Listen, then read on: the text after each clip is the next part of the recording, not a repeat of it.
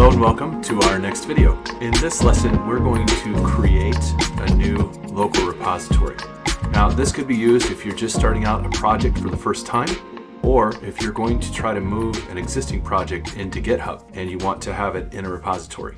So what we're going to do here is we're going to start with a local repository, and we're just going to create it from the ground up. In a next video and a couple videos soon, we will leverage this same repository to move existing code into it and pretend like we had a project already in existence. So either way, you're going to do the same thing.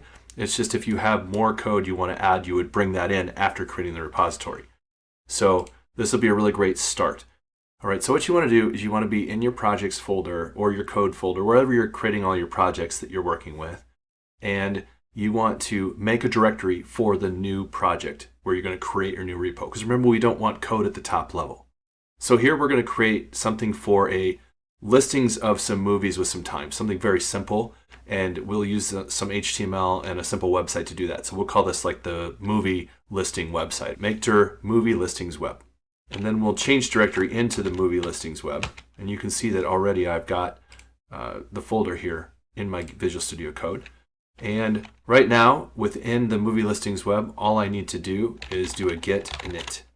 And what that will do is it will create a repository in the movie listings web. And you can see that right now there's no files there. So what I'm going to do is I'm actually going to go ahead and go code dot on that movie listings web. So if you can't do code dot for whatever reason, browse to the movie listings web folder and open it in Visual Studio Code so that you're specifically on the movie listings web.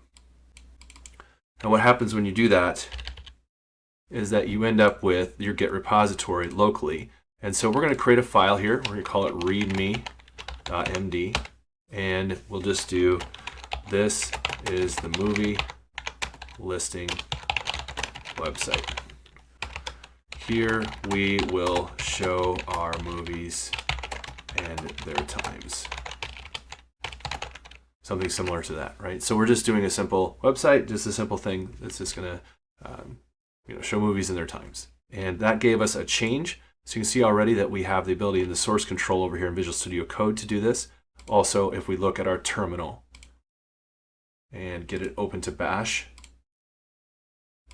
and you can use pashgit or a different terminal if you'd like, but I prefer bash myself.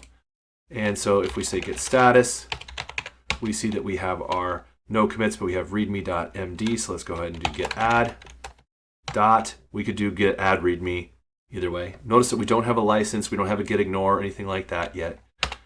So we're going to do that git add dot. And you see that it got staged. And we're doing git commit -m initial repo creation.